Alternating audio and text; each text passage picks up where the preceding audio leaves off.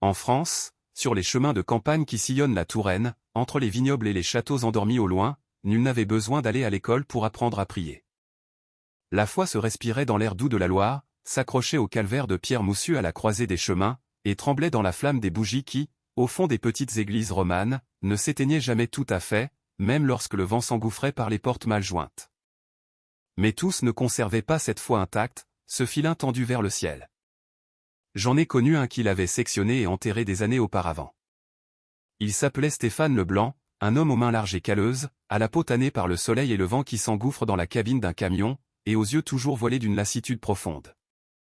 Il était chauffeur routier depuis sa jeunesse. Il passait plus de temps sur les routes nationales et les autoroutes de France qu'en sa propre maison, et beaucoup disaient que le moteur de son semi-remorque était le seul cœur qui continuait de battre pour lui. Stéphane n'avait pas toujours été cet homme-là, ce roc érodé par le chagrin. Il fut un temps où il priait, où il emmenait sa femme Sandrine à la messe le dimanche, où il allumait des cierges devant une statuette de Notre-Dame de Lourdes qui trônait sur la cheminée de leur salon. Mais ce Stéphane-là était mort le jour où Sandrine était morte. Emporté par la maladie, une vague silencieuse et implacable. Et lorsque le souffle de Sandrine s'était éteint dans le lit d'hôpital, Stéphane s'était retourné contre le ciel avec une fureur volcanique. Contre Dieu, contre les saints, et surtout contre Notre-Dame de Lourdes. À quoi sert une mère qui n'écoute pas ses enfants? Répétait-il avec une amertume qui lui rongeait les entrailles. Ce fut le début de son exil volontaire de tout ce qui était sacré. Malgré sa rage, la vie continuait de le pousser en avant, même si c'était à coups de poing dans le dos. Il avait une fille, Manon, une petite de 8 ans à peine, aux grands yeux curieux comme des lucioles dans la pénombre. Elle était la seule encre qui le retenait encore à ce monde. Il travaillait sans relâche pour elle, pour qu'elle ne manque de rien, mais chaque fois que la petite lui demandait pourquoi il n'allait plus à l'église, Stéphane répondait, la voix dure comme le métal froid, parce que Dieu n'écoute pas, ma chérie. Il n'écoute personne. C'est dans cet état d'âme, à moitié brisé, à moitié cuirassé, qu'il reçut une commande qui allait faire basculer sa vie. Le père Jean Dubois, curé du village de Saint-Martin-du-Bois, un homme âgé au visage doux et ridé, lui demanda de transporter plusieurs choses depuis la ville, des bougies, des fleurs, des nappes d'autel, et le plus important, une statue de Notre-Dame de Lourdes taillée dans le bois. Elle n'était pas très grande, mais d'une beauté simple, œuvre d'artisans locaux. En entendant le nom de Notre-Dame, Stéphane sentit une bile amère lui monter à la gorge. « Et pourquoi vous ne trouvez pas quelqu'un d'autre » grogna-t-il. « Parce que seul ton camion fait cette route régulièrement, » répondit le prêtre avec une douceur qui le désarma un instant. « Et parce que, peut-être, elle peut te trouver sur le chemin. » Cette dernière phrase l'irrita plus encore. Le jour du transport arriva. Stéphane regarda la statue, posée contre un mur de la dépendance paroissiale. Elle était belle, il devait le reconnaître à contre-cœur. Le manteau bleu parsemé d'étoiles dorées, les mains jointes en prière, les yeux baissés avec une infinie compassion. Et ce visage. Ce visage qu'il avait cessé de regarder depuis qu'il avait perdu Sandrine. Il prit une profonde inspiration, non pour se calmer, mais pour contenir la colère qui bouillonnait en lui.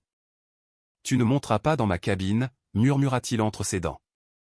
Il regarda autour de lui. Personne. Alors, il fit quelque chose qu'il ne pourrait plus tard ni oublier, ni se pardonner. Il prit une grosse corde de chanvre, la passa autour de la base de la statue et la serra comme s'il s'agissait d'un vulgaire colis. Puis il attacha l'autre extrémité au crochet de remorquage de son camion, juste là où l'on fixait les chaînes en cas de panne. Il grimpa dans sa cabine, fit vrombir le moteur et jeta un œil dans le rétroviseur. La statue se tenait là, droite un instant, et derrière elle, le chemin de campagne qui s'étirait.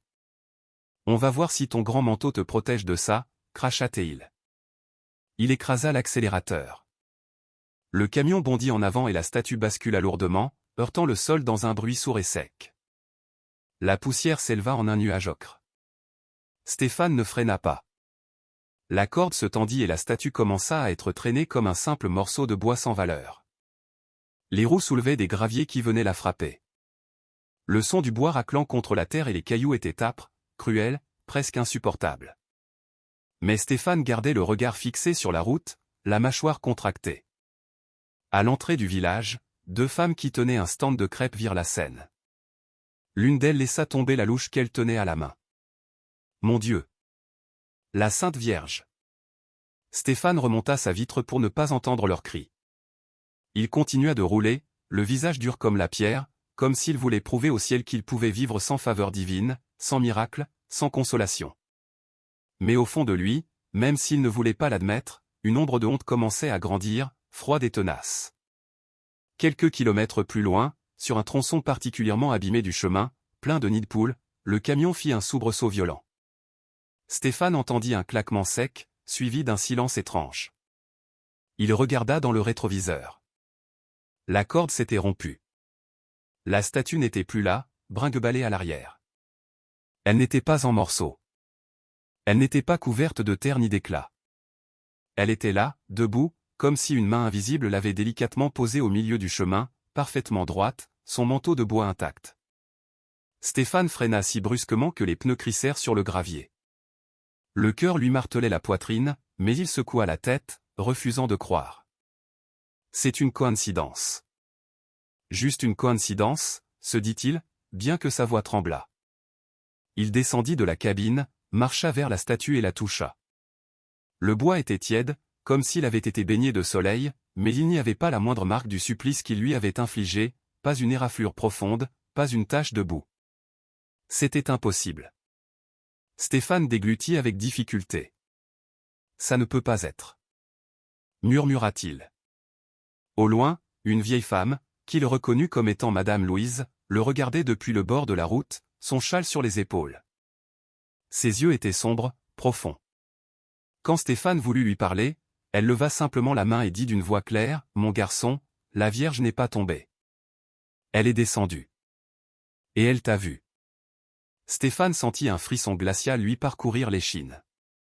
Pour la première fois depuis des années, son cœur, ce cœur qu'il croyait pétrifié pour toujours, commença à se fissurer. Et sans le savoir, ce moment n'était que le commencement. Stéphane retourna au camion, le corps tendu comme s'il avait vu un fantôme. Il monta dans la cabine, claqua la portière et resta là, les mains crispées sur le volant. Il ne savait pas s'il devait respirer à fond, maudire ou simplement redémarrer et oublier ce qui venait de se passer. Il tenta de se convaincre que tout avait une explication logique. La corde était vieille, mal nouée. La statue était restée debout par un pur hasard de physique. Oui, ça devait être ça, rien de plus. Mais au fond de sa poitrine, quelque chose battait différemment. Ce n'était pas encore de la peur, mais ce n'était plus du tout de la sérénité.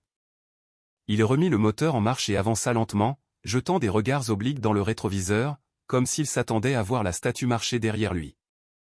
Absurde, ridicule. Pourtant, il ne pouvait s'en empêcher. Chaque kilomètre qui passait semblait plus silencieux que le précédent, comme si le monde entier retenait son souffle. Il entra dans Saint-Martin-du-Bois au crépuscule. Le ciel rougeoyant semblait incendier les toits d'ardoise. Les gens du village le regardaient passer. Beaucoup savaient déjà ce qu'il avait fait. Les femmes du stand de crêpes avaient parlé. Les hommes plissaient les yeux sur son passage, les enfants couraient derrière le camion en demandant ce qu'il avait traîné. Stéphane faisait semblant de ne rien entendre. Il gara le camion devant la dépendance paroissiale et descendit sans un mot. Quand il ouvrit le haillon pour décharger les caisses, une odeur étrange le frappa. Ce n'était ni du gazole, ni de l'huile, ni de la terre chaude. C'était une odeur de fleurs, douce, fraîche, comme le parfum qui émanait des rosiers de sa femme quand elle vivait encore. La gorge lui serra d'un coup. Il secoua la tête brusquement. « Je suis fatigué, c'est tout, dit-il à voix basse. » Mais l'odeur était toujours là. Elle le suivit pendant qu'il déchargeait les caisses, qu'il les portait à l'intérieur, qu'il signait les bons de livraison. Personne d'autre ne semblait la remarquer, seulement lui. Sur le chemin du retour vers son camion, il vit la vieille Madame Louise avec son châle qui attendait sur le trottoir. Il ne l'avait pas vue approcher. Elle se tenait là, silencieuse, comme si elle avait toujours été là. « Bonsoir », murmura Stéphane, mal à l'aise. La femme le regarda avec ses yeux profonds, si tranquilles qu'ils en devenaient inquiétants. « Ce ne sont pas les fleurs que tu sens, dit-elle. C'est elle. » Stéphane serra la mâchoire. « Ne me racontez pas d'histoire. C'était un hasard. La corde a cassé, c'est tout. » La vieille dame pencha la tête, comme si elle écoutait quelque chose qu'il ne pouvait entendre. Mon garçon, quand tu traînes une mère, crois-tu qu'elle ne te suit pas? Stéphane sentit un tremblement lui parcourir le dos. La femme sourit avec tendresse et ajouta, elle ne réclame pas, elle attend. Et elle t'a vu. Avant qu'il ne puisse répondre, la vieille dame tourna les talons et se perdit dans les ruelles étroites du village. Stéphane resta là, immobile, respirant profondément plusieurs fois pour ne pas sentir son cœur lui sortir de la poitrine. Il se jura d'oublier cette conversation, d'oublier cette femme, d'oublier ce qui s'était passé sur la route. Mais la nuit ne lui permit pas d'oublier. Quand il arriva à sa maison de campagne, Manon courut pour l'embrasser. Il traînait les pieds, épuisé, mais la petite parvenait toujours à l'adoucir un peu. « Papa, tu sens bon » dit-elle en humant l'air. « Tu as apporté des fleurs ?» Stéphane sentit son estomac se nouer. « Non, ma chérie, je n'ai rien apporté de tout ça. »« Ça doit être ma chemise neuve » mentit-il. Ce soir-là, ils dînèrent en silence. Manon parlait de l'école, de comment elle avait appris à faire des fleurs en papier. Stéphane hochait la tête sans vraiment prêter attention. Son esprit était ailleurs, sur le chemin, près de la statue debout, avec la vieille femme, et cette odeur qui semblait le suivre jusque dans sa propre maison. Quand la fillette s'endormit enfin, Stéphane se laissa tomber sur le canapé et ferma les yeux. Il voulait dormir, mais l'obscurité ne lui apportait aucun repos. Chaque fois qu'il tentait de se détendre, il entendait le son du bois raclant le sol. Le bruit revenait, répétitif, insistant. Crac, crac, crac. Comme si la statue était encore en train d'être traînée. Il ouvrit les yeux brusquement et se retrouva dans un silence absolu. Mais ce n'était pas un silence normal, c'était un silence qui pesait, un silence qui observait. Il se leva, marcha vers la fenêtre et l'ouvrit. Dehors, la rue était déserte. Le seul bruit était celui d'un chien au loin et le murmure du vent dans les arbres. Il allait refermer la fenêtre quand il l'entendit. Un léger coup, comme des ongles tapotant sur du bois. Toc, toc, toc. Stéphane recula. « Qui est là ?» demanda-t-il, sachant qu'il n'aurait pas de réponse. Mais la réponse vint. Une voix de femme, à peine un murmure, flotta dans l'air. « Pourquoi me traînes-tu, mon fils ?» Son cœur s'arrêta. La voix ne venait pas de la rue, elle venait de l'intérieur, de la maison. Il regarda vers le couloir, vers la chambre de Manon, vers la cuisine. Tout était sombre. « Je perds la tête » murmura-t-il en se passant les mains sur le front. Il se laissa tomber sur une chaise, respirant avec agitation. C'est alors qu'un parfum puissant de rose emplit le salon. Il n'était pas faible, ni subtil. Il était si intense qu'il semblait l'envelopper, presque l'étouffer. Stéphane se leva d'un bond et ouvrit toutes les fenêtres. L'air extérieur n'y fit rien. L'arôme restait là, persistant, vivant. Ça suffit. Ça suffit, maintenant. Cria-t-il en frappant la table du poing. Au même instant, la lumière de la salle à manger clignota. L'ampoule vacilla 3 fois et s'éteignit. La maison fut plongée dans la pénombre. Stéphane sentit un frisson lui parcourir toute la colonne vertébrale. Il se tourna lentement vers le couloir. L'odeur de fleurs venait de là, de la chambre de sa fille. Il ne voulait pas y aller, mais ses jambes bougèrent d'elles-mêmes. Il ouvrit la porte brusquement. Manon dormait profondément. Sa respiration était calme. Ses cheveux étaient étalés sur l'oreiller comme un halo sombre. Mais ce n'est pas cela qui glaça Stéphane. Ce fut la petite silhouette lumineuse au bord du lit. Ce n'était pas un corps complet, pas une apparition claire, c'était comme un reflet, comme une lumière douce de forme féminine. Elle semblait assise, penchée vers Manon, avec un manteau qui brillait de teintes bleutées. Stéphane recula, son dos heurtant le mur. Il ferma les yeux avec force, les rouvrit, et la silhouette n'était plus là. La chambre était vide, mais sa fille, sans se réveiller, murmura dans un souffle, « Ne la traîne plus, papa.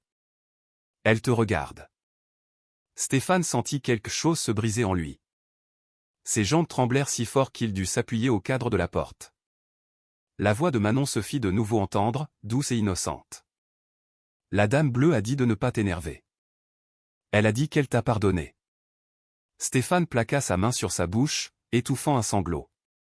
Notre-Dame de Lourdes, le pardonnant lui, qui l'avait humilié, traîné, offensé. Ce ne pouvait pas être réel, il ne voulait pas que ce soit réel, car si ça l'était, alors la culpabilité qu'il avait ignorée pendant des années était réelle aussi. L'odeur de fleurs se dissipa lentement. La lumière cessa de clignoter. La maison retrouva son silence habituel, mais Stéphane n'était plus le même. Et il savait, même s'il ne voulait pas l'admettre, que ce n'était pas terminé. Les signes ne faisaient que commencer. Le lendemain matin se leva, lourd, comme si l'air lui-même savait que quelque chose était sur le point de se rompre. Stéphane n'avait presque pas dormi. Chaque fois qu'il fermait les yeux, il voyait cette lumière bleue près du lit de sa fille. Il se répétait que c'était un rêve, une hallucination causée par la fatigue, le stress, les nerfs. Mais chaque tentative pour se convaincre se heurtait au même mur, Manon l'avait dit aussi. La dame bleue, celle qui le regardait, celle qui l'avait pardonné. Stéphane refusa d'y penser davantage. Il se concentra sur la préparation du petit déjeuner, essayant d'ignorer le léger parfum qui flottait encore dans la cuisine comme un souvenir persistant. « Manon, ma chérie, debout !» appela-t-il en frappant doucement à la porte de sa chambre. Pas de réponse. Il ouvrit la porte et son cœur s'effondra. Manon était assise dans son lit, mais pas comme la veille.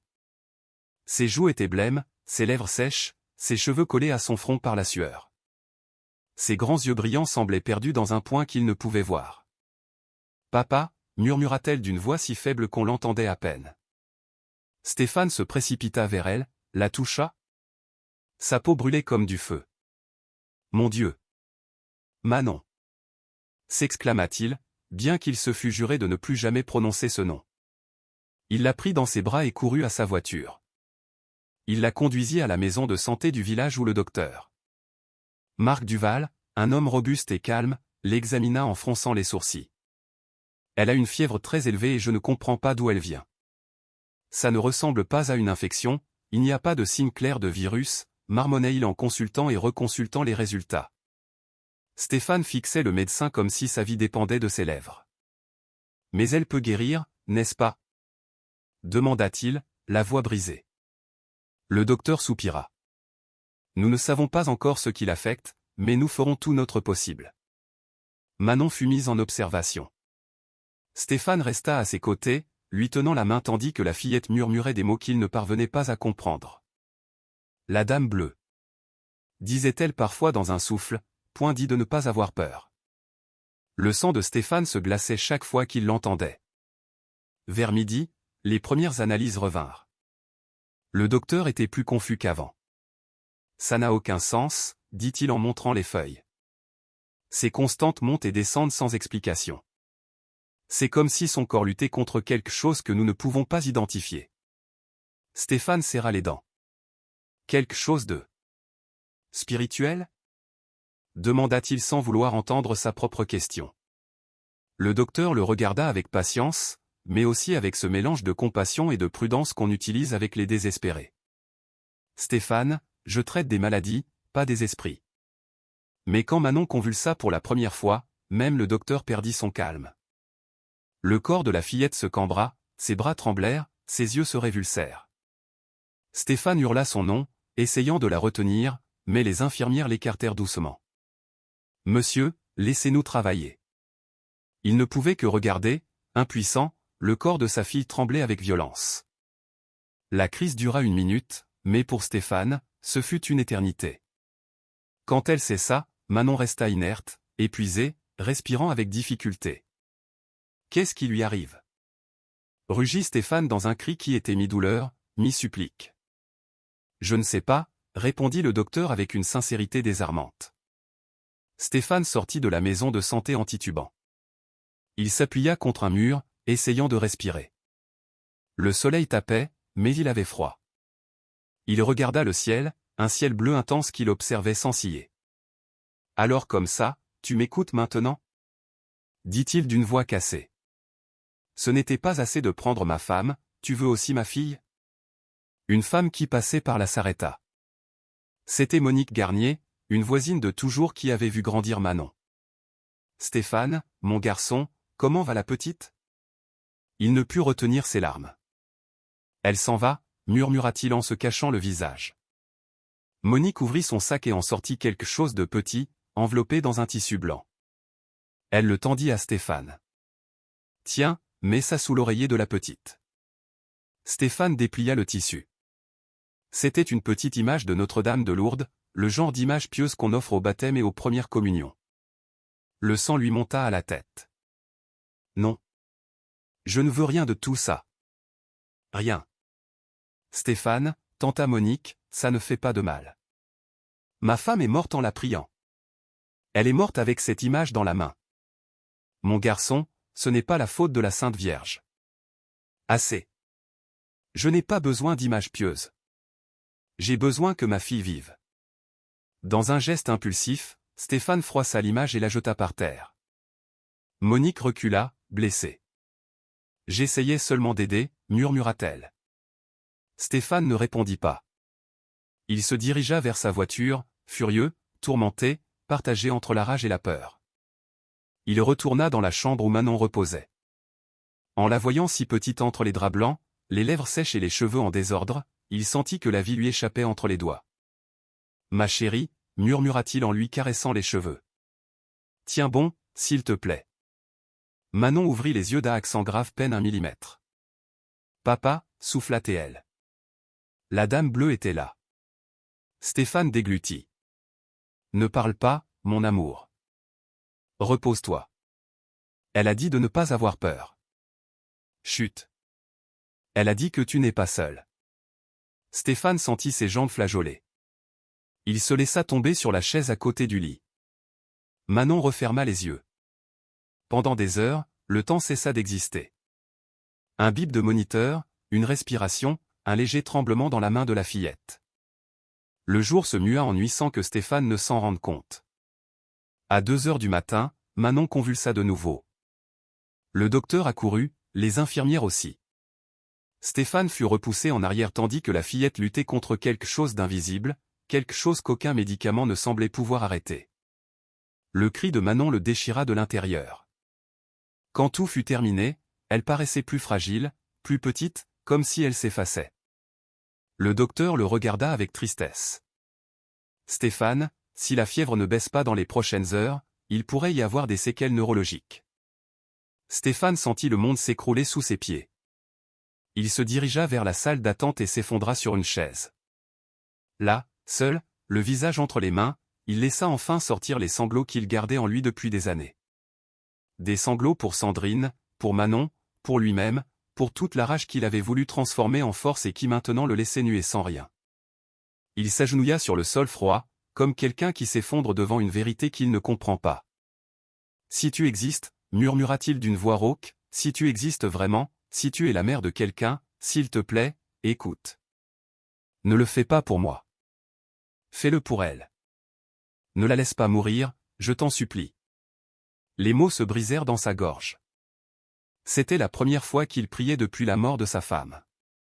Et même s'il ne le savait pas, quelqu'un avait entendu.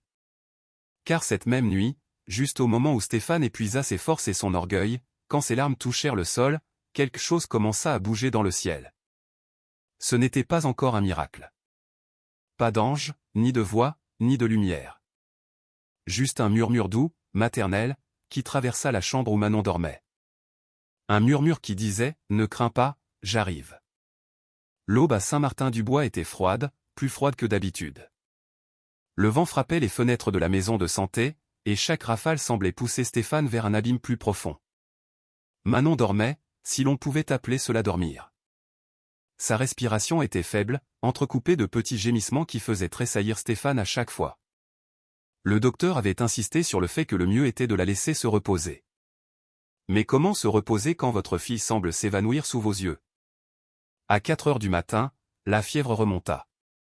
Le docteur Duval vérifia les moniteurs et secoua la tête, frustré. Stéphane, ça ne va pas bien. Son corps ne répond pas. Stéphane sentit un coup dans la poitrine. Qu'est-ce que je fais? Dites-moi, qu'est-ce que je peux faire? Seulement attendre. Et prier, si ça peut vous aider, dit le docteur avec douceur. Stéphane ne répondit pas. Il regarda sa fille, si fragile, si étrangère au bruit des machines, et sentit que le désespoir était un animal qui lui rongeait l'âme. Il ne pouvait pas rester assis là à regarder la vie s'échapper de sa petite. Il se leva d'un bond. « Je vais prendre l'air, dit-il, bien que ce qu'il voulait vraiment, c'était fuir la douleur quelques minutes. Il sortit de la maison de santé et le vent froid lui cingla le visage. Il marcha sans but, les mains dans les cheveux, l'esprit en plein chaos. Il traversa plusieurs rues sans se rendre compte où il allait, jusqu'à ce qu'une pensée le transperce comme un éclair. Le chemin. L'endroit où il avait traîné la statue. Le lieu où la corde s'était rompue. Son cœur se mit à battre avec force. C'était absurde, irrationnel, mais ses pieds commencèrent à bouger. Il prit sa camionnette, encore sale de la veille. Le moteur rugit avec la même rage qu'il ressentait à l'intérieur, et il accéléra vers la route qui sortait du village. La nuit était noire, sans lune, seules les lumières du véhicule fendaient l'obscurité. À mesure qu'il avançait, le souvenir revenait. Le son âpre du bois qui racle, le nuage de poussière, les cris horrifiés des femmes, et puis, l'image, debout au milieu du chemin, intacte. Stéphane déglutit. « Je ne sais pas ce que tu es, murmura-t-il. Je ne sais pas pourquoi tu es apparu comme ça, mais si tu as quelque chose à voir avec ce qui arrive à Manon, il écrasa l'accélérateur. En quelques minutes, il arriva à l'endroit exact.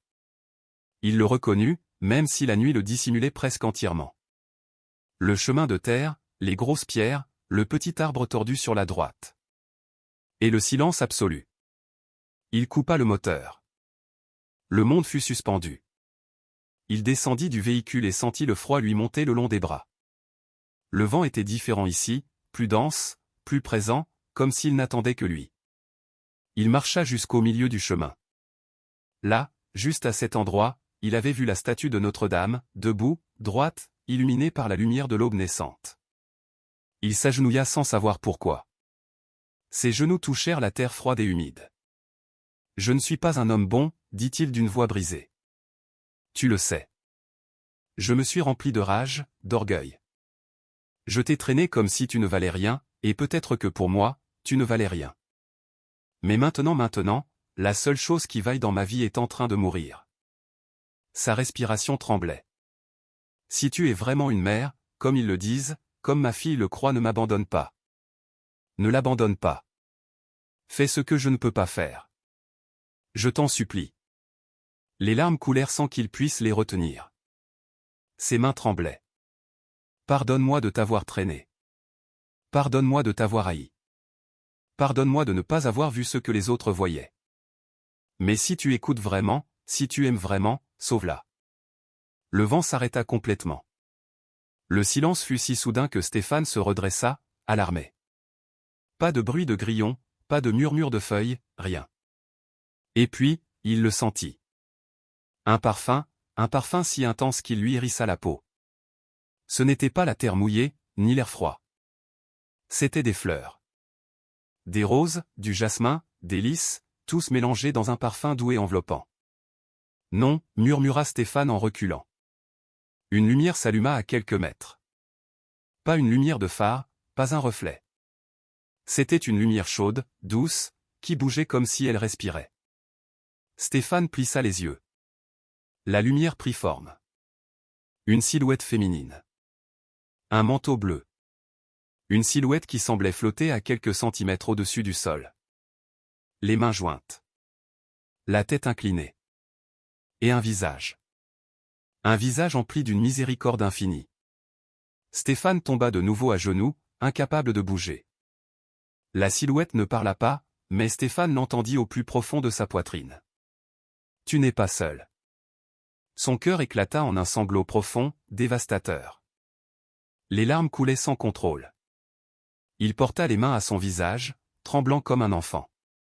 Quand il releva les yeux, la silhouette étendit une main vers lui. Ce n'était pas un geste de reproche, c'était un geste de mère. Une mère qu'il avait vu haïr. Une mère qu'il avait vu se briser. Une mère qui, malgré tout, venait à lui. Stéphane baissa la tête, toucha la terre de son front. « Je suis désolé, je suis désolé, je suis désolé », la lumière commença à s'estomper lentement. Le parfum de fleurs se dilua dans l'air. Le vent se remit à souffler, et elle disparut. Stéphane resta là, à genoux, respirant avec difficulté. Il ne savait pas combien de temps s'était écoulé. Des secondes ou une éternité. Quand il se releva enfin, sa chemise était trempée de larmes et ses mains pleines de terre.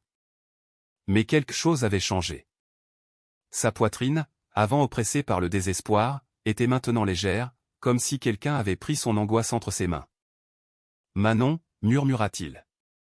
Je dois rentrer. » Il courut au camion, mit le contact et roula vers le village sans sentir le froid, sans sentir la fatigue. Et quand il arriva à la maison de santé, le docteur Duval l'attendait sur le pas de la porte, stupéfait. « Stéphane, où étiez-vous ? Je devais sortir, que s'est-il passé ? » Le docteur sourit, incrédule. « Votre fille s'est stabilisée. La fièvre est tombée d'un coup. Sa respiration s'est améliorée. Comme si quelqu'un avait enlevé ce qui l'oppressait. » Stéphane sentit son cœur s'arrêter. Il ne posa plus de questions. Il entra en courant dans la chambre. Manon était réveillée. Elle le regarda avec les yeux les plus clairs qu'il ait vus depuis des jours. « Papa, dit-elle d'une voix douce. Elle a dit que tu as compris, maintenant. » Stéphane porta une main à sa poitrine, tremblant. « Qui, ma chérie ?» Manon sourit, petite et lumineuse. « La dame bleue. » Stéphane s'effondra à ses côtés, l'embrassant avec toute la vie qui lui restait. Et pour la première fois depuis la mort de Sandrine, il rendit grâce. Grâce à celle qu'il avait traînée, grâce à celle qu'il avait pardonnée, grâce à celle qu'il avait trouvée sur le chemin où il avait lui-même refusé de regarder le ciel. Notre-Dame de Lourdes ne l'avait pas abandonné. Elle avait couru derrière lui. Les jours suivants furent comme le réveil d'un long et lourd sommeil. Le corps de Stéphane se sentait fatigué, mais son cœur était différent. Il avait passé tant de temps sans rien ressentir d'autre que la rage ou le vide qu'il ne reconnaissait pas bien cette nouvelle sensation, soulagement, gratitude, une sorte de peur révérentielle, tout cela mélangé. Manon se remettait avec une rapidité que personne ne comprenait. Le matin après cette nuit sur le chemin, le docteur Duval ordonna de nouvelles analyses. On lui fit des prélèvements, on vérifia sa tension, sa respiration, son rythme cardiaque. L'infirmière, une femme habituée à voir la douleur, ne pouvait s'empêcher de sourire en la voyant assise dans son lit, jouant avec les draps. « On dirait une autre petite fille, » murmura-t-elle. Stéphane restait à côté, observant chaque geste de sa fille, comme s'il craignait qu'à tout moment, tout ne disparaisse comme un mirage. La peur restait collée à ses os. « Papa, j'ai faim », dit Manon avec un naturel qui le désarma.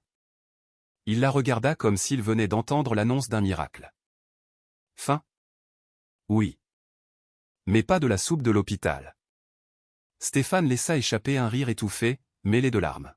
« Ça, c'est bon signe, » dit le docteur depuis la porte, avec un sourire incrédule. Quelques heures plus tard, les résultats arrivèrent. Le docteur les regardait, les revoyait encore et encore, fronçant les sourcils. Il les compara de nouveau avec les examens précédents. « Ce n'est pas possible, » murmura-t-il. Stéphane s'approcha, sentant l'anxiété remonter. « Qu'est-ce qu'ils disent ? Qu'est-ce qu'elle a ?» Le docteur le regarda, mais cette fois, ses yeux n'exprimaient pas la tristesse, mais le désarroi. « Stéphane, votre fille va bien. »« Bien ? Comment ça, bien ? » ?»« Bien. Comme si elle n'avait jamais rien eu de ce que nous avons vu. Il n'y a aucune trace d'infection ou d'inflammation. Les valeurs neurologiques sont parfaites. Le cœur est fort, les poumons sont clairs. C'est comme si son corps avait décidé de guérir d'un coup, sans notre intervention. » Stéphane serra les lèvres. « Mais vous aviez dit qu'il pourrait y avoir des séquelles au cerveau que peut-être, » le docteur soupira. « Je l'ai dit parce que c'est ce que tout indiquait. » Mais maintenant, il secoua la tête. « Maintenant, ce n'est plus de la médecine. C'est autre chose. » Un silence étrange s'installa, rempli de quelque chose qu'aucun des deux n'osait nommer. Ce fut Manon qui rompit ce silence, avec l'innocence que seul un enfant peut avoir. « C'est elle, » dit-elle en s'installant mieux dans son lit. « La dame bleue m'a pris la main et m'a dit que je pouvais revenir. » Stéphane ferma les yeux, ému jusqu'au plus profond de son être. Le docteur sourit en coin. « Je suis peut-être médecin, mais je ne suis pas en position de discuter avec une petite fille qui est revenue de là où elle était. La nouvelle se répandit dans Saint-Martin-du-Bois plus vite que le vent. D'abord les infirmières, puis les familles des autres patients, puis les voisins qui savaient toujours tout avant tout le monde. À midi, on en parlait au marché, à la boulangerie, sur la place. Tu as su pour la fille de Stéphane? On dit qu'elle était à l'article de la mort et qu'elle a guéri d'un coup. On dit que c'est la Sainte Vierge. On dit que Stéphane l'avait traînée sur le chemin et qu'elle l'a quand même aidée. Les versions se mélangeaient, s'amplifiaient, mais elles avaient toutes quelque chose en commun, Notre-Dame de Lourdes et la petite fille. Dans l'après-midi, le père Jean Dubois se présenta à la maison de santé. Il entra lentement, le regard doux, ce genre de regard qui reconnaît la souffrance sans avoir besoin de mots. Il trouva Stéphane assis près du lit de Manon. La fillette dessinait avec un crayon qu'on lui avait prêté, traçant des cercles et des fleurs sur une feuille pliée. « Bonjour », salua le prêtre. Stéphane leva les yeux. Il y eut une seconde d'inconfort. Il avait évité de le regarder directement pendant des années. « Mon père », répondit-il d'un filet de voix. Le prêtre s'approcha d'abord de Manon. « Bonjour, ma petite. Comment te sens-tu ? » « Mieux, » sourit-elle. « Je n'ai plus si froid à l'intérieur. » Le père Dubois hocha la tête, ému par cette phrase, puis se tourna vers Stéphane. « J'ai entendu ce qui s'est passé avec ta fille. » Stéphane baissa les yeux. Le docteur dit qu'il ne comprend rien. « Moi non plus, je ne comprends pas tout, » admit le prêtre. « Mais je sais une chose, quand un cœur se brise suffisamment pour appeler à l'aide, le ciel écoute. » Stéphane déglutit. « Je ne méritais pas qu'on m'écoute, » murmura-t-il. « Pas après ce que j'ai fait. » Et pourtant, dit le père en regardant Manon, elle est vivante. Stéphane serra le bord du lit avec force. « Je suis allé sur le chemin, mon père. Là où j'ai traîné la statue. Je me suis agenouillé. Et je l'ai vue. » Le prêtre ne demanda pas, « Qui ?» Ce n'était pas la peine. « Que as-tu senti ?» Sans qui il a la place. Stéphane respira profondément, comme s'il revivait la scène. Que je n'étais pas seul. Qu'elle me regardait, pas comme un juge, mais comme, il hésita. Comme une mère qui voit un fils qui a fait quelque chose de terrible, mais qu'elle aime quand même. Le père Dubois ferma les yeux un instant. Marie est ainsi, dit-il. Elle ne crie pas, elle ne s'impose pas. Elle s'approche et elle attend. Un silence plein de sens s'installa. Stéphane triturait ses mains. Mon père, dit-il enfin. La statue que vous m'avez demandé de transporter, je ne l'ai pas mise dans le camion. Je l'ai attachée et je l'ai traînée. Je l'ai humiliée devant tout le monde. Je le sais, répondit le prêtre sans une once de reproche dans la voix. Le village l'a vue. Et malgré ça, elle est venue ? Demanda Stéphane, presque effrayé par la réponse. Le prêtre sourit avec un mélange de tristesse et de tendresse. Mon fils, il y a des mères qui courent après leurs enfants même quand ils les repoussent. Pourquoi crois-tu que la mère de Dieu serait moins que cela ? Stéphane sentit quelque chose se briser à nouveau en lui. Mais cette fois, ce n'était pas de la rage. C'était un mélange de honte et de soulagement. Je veux demander pardon, dit-il. Pas seulement à elle. Au village, à tous ceux qui ont vu ce que j'ai fait. Le père hocha la tête. Il y aura du temps pour ça. Mais il y a quelque chose que je crois que tu dois faire d'abord. Stéphane le regarda, confus. Quoi donc ? La statue, dit le prêtre. Celle que tu as traînée. Elle n'est pas encore dans l'église. Les paroissiens l'ont trouvée, ils l'ont nettoyée un peu, mais personne n'a osé la mettre sur l'autel. Certains disent qu'elle est marquée, d'autres qu'il vaut mieux en apporter une nouvelle. Et vous, qu'en dites-vous ? Le père le regarda droit dans les yeux. Je dis que la statue qui a été traînée dans la poussière porte maintenant l'histoire d'un fils qui a été rattrapé par sa mère. Et que ce devrait être elle, justement elle, qui soit au centre du village. Stéphane sentit un frisson. Qu'est-ce que ça a à voir avec moi ? Tout, répondit le père Dubois. Je veux que ce soit toi qui la portes. De tes propres mains. Cette fois, pas attachée à un camion, mais soulevée comme ce qu'elle est, un signe d'amour. Stéphane resta silencieux, luttant avec lui-même.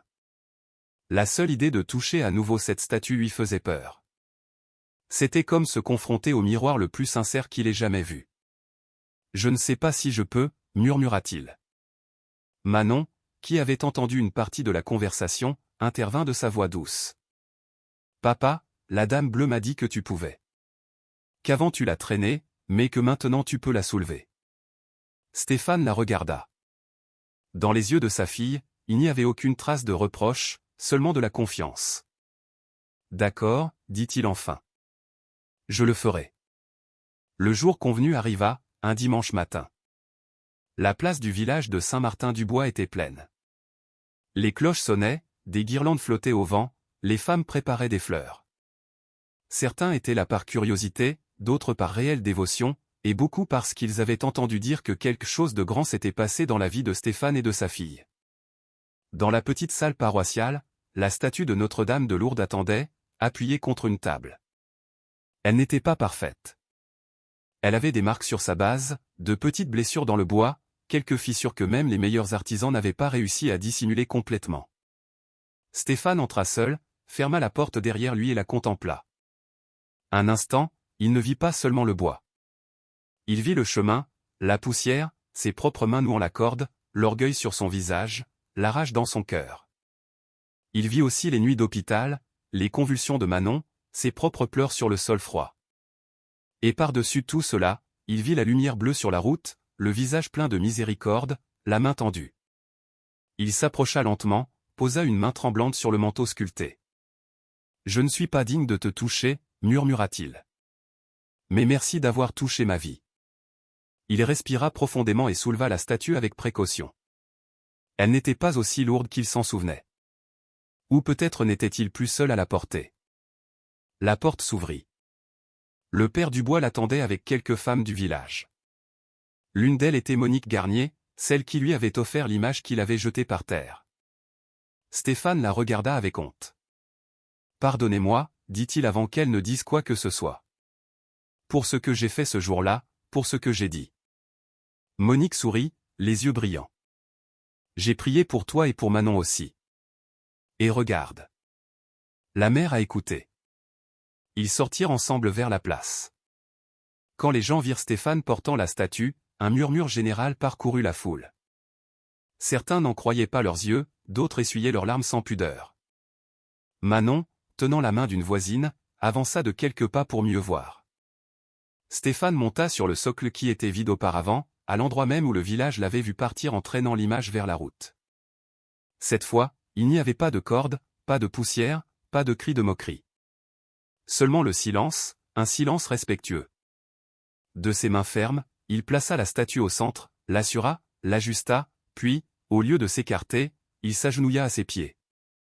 Ses genoux touchèrent le même sol où était tombée la corde qu'il avait traînée. « Pardon » murmura-t-il, sans micro, sans discours. « Merci. » Derrière lui, beaucoup commencèrent à s'agenouiller aussi. Certains priaient à voix haute, d'autres en silence. D'autres pleuraient simplement. Le père Dubois s'approcha du micro. « Mes frères, aujourd'hui nous ne célébrons pas une statue. Nous célébrons une mère qui n'a pas cessé de chercher un fils, même quand il essayait de la laisser derrière lui dans la poussière. » Stéphane ferma les yeux.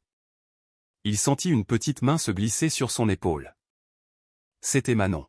« Papa, » murmura-t-elle, « maintenant, la dame bleue est là où elle voulait être. » Stéphane sourit entre ses larmes, et au plus profond de son cœur, il sut que ce n'était pas la fin de quoi que ce soit, mais le début d'une vie différente. Une vie où il n'aurait plus à traîner personne, parce qu'il avait maintenant appris à se laisser guider. Des semaines passèrent depuis ce dimanche où Stéphane, l'homme même qui avait traîné la Vierge sur le chemin, l'avait soulevée de ses propres mains pour la placer sur le socle de la place. Saint-Martin-du-Bois ne fut plus tout à fait le même, et Stéphane non plus. La rumeur du miracle voyagea vite, atteignit les villages voisins, traversa les collines, passa de bouche à oreille. Certains disaient que la statue avait saigné où ce n'était pas vrai. D'autres assuraient avoir vu la Vierge marcher sur la route où ce n'était pas vrai non plus. Mais ce qui était réel, aussi réel que la lumière de l'aube, c'était ce que tous commentaient avec un respect presque craintif, Stéphane Leblanc avait changé. Les hommes du garage qu'il avait vu crier et maudire chaque fois qu'une pièce ne s'ajustait pas, étaient maintenant surpris de le voir prendre une profonde inspiration avant de perdre patience. Les femmes du marché, qui se souvenait de lui les poings serrés et le front plissé, le voyait maintenant s'arrêter pour les aider à porter leur sac. Les enfants qu'il évitait autrefois couraient maintenant derrière son camion en arrivant, lui demandant de klaxonner. Mais le plus grand changement était à l'intérieur, dans cet espace intime où personne ne pouvait regarder, sauf une mère qui voit tout. Les nuits de Stéphane n'étaient plus peuplées de cauchemars, ni des souvenirs de Sandrine dans ses derniers jours, ni de l'ombre du ressentiment qui l'avait enveloppé pendant des années. Maintenant, il restait parfois éveillé, oui. Mais pour autre chose. Pour parler à voix basse, presque timidement, avec cette présence qu'il avait trouvée sur le chemin. Il ne savait pas toujours quoi dire. Il ne savait pas réciter le chapelet comme les femmes du village. Il ne connaissait pas les longues prières que le père Dubois récitait à la messe. Mais il savait ceci, une mère ne demande pas des mots parfaits, elle demande seulement de la sincérité. Alors Stéphane parlait. Parfois il disait, aide-moi à être un meilleur père. D'autres fois, merci de ne pas avoir laissé Manon mourir. Et souvent, en silence, il répétait simplement, merci d'être venu me chercher. Un samedi après-midi, tandis que Manon jouait dans le jardin avec des fleurs en papier, Stéphane décida de nettoyer le camion. Cela faisait des semaines qu'il ne l'avait pas fait, et la terre du chemin était encore collée aux pneus et aux flancs. Alors qu'il brossait le pare-chocs arrière, son regard s'arrêta sur un petit crochet métallique. Le même où il avait attaché la corde. Le même qu'il avait utilisé pour traîner Notre-Dame de Lourdes. Son cœur fit un bond. Sans réfléchir, il s'agenouilla devant le camion. Il passa la main sur le métal froid et là, sans public, sans cérémonie, sans rien qui l'Y oblige, il murmura, pardonne à l'homme que j'étais ce jour-là. Et merci de ne pas m'avoir lâché quand moi, je voulais te lâcher. Une brise douce se leva. L'air sentit les fleurs un instant. Stéphane ferma les yeux. Il ne doutait plus, il ne cherchait plus d'explication. Il avait appris quelque chose qu'il n'aurait jamais accepté auparavant, la foi, ce n'est pas de comprendre. La foi, c'est de se laisser rattraper. Un mois plus tard, le père Dubois l'invita à parler lors d'une réunion communautaire. Rien d'officiel, rien de formel, juste un groupe de personnes qui voulaient l'entendre. Stéphane hésita beaucoup. Parler n'avait jamais été son point fort, et encore moins sur un sujet aussi personnel. Je ne veux convaincre personne, dit-il. Tu n'as pas à convaincre, répondit le père. Raconte seulement ce que tu as vu, ce que tu as senti, ce qui a changé en toi. Stéphane accepta. La réunion fut simple. Une petite salle, des chaises en plastique, quelques bougies allumées et une vingtaine de voisins. Manon était assise au premier rang, agitant les pieds avec enthousiasme. Quand Stéphane commença à parler, sa voix tremblait. J'ai été un homme qui a beaucoup perdu. Et quand j'ai perdu, je me suis mis en colère. En colère contre Dieu, contre la vie, et contre la Sainte Vierge. On entendit quelques murmures, mais personne ne partit. Je ne vais rien justifier. Ce que j'ai fait était terrible. Je l'ai traîné, je l'ai humilié. Je n'ai pensé à personne, même pas à moi-même. Il respira profondément. Mais quand ma fille était en train de mourir, elle est venue. Elle n'est pas venue pour me réclamer quelque chose, ni pour me punir. Elle est venue pour me pardonner. Pour me rattraper. Comme une mère rattrape un fils qui court dans la mauvaise direction. Les yeux de plusieurs personnes s'embuèrent. Je ne connais pas grand-chose aux prières, continua-t-il, mais je sais ce que c'est de se sentir regardé avec miséricorde. Je sais ce que c'est de sentir de la chaleur au milieu de l'obscurité. Et je sais que ma fille est vivante parce que quelqu'un nous a pris la main au moment où nous étions le plus seuls. Il garda le silence. Un silence qui n'était pas gênant, c'était un silence qui enveloppait. Je ne viens pas vous dire que vous devez tous croire la même chose que moi, ajouta-t-il. Mais je veux vous dire une chose. Si jamais vous sentez que ça ne vaut plus la peine d'essayer, appelez cette mère. Elle vient. Même si on l'a traînée avant. Quand il eut fini, les gens se levèrent un par un et le prirent dans leurs bras. Pas pour le spectacle, pas par émotion passagère. Ils l'étreignirent comme on étreint quelqu'un qui est revenu d'une longue guerre. Un homme plus âgé lui dit, la voix brisée, je ne savais pas que même les durs pleuraient pour la Sainte Vierge. Stéphane sourit. Seulement ceux qui ont été rattrapés par elle. Avec le temps, Stéphane commença à visiter des hôpitaux, des prisons, des centres de désintoxication. Pas comme un prédicateur, ni comme un saint, ni comme un maître. Juste comme un homme qui avait vu quelque chose de grand et qui ne pouvait pas le garder pour lui. Il avait toujours deux choses dans son camion, un petit cadre de Notre-Dame et une photo de Manon souriante. Quand quelqu'un lui demandait pourquoi il transportait l'image, il répondait, pour me souvenir qu'une mère a couru derrière moi.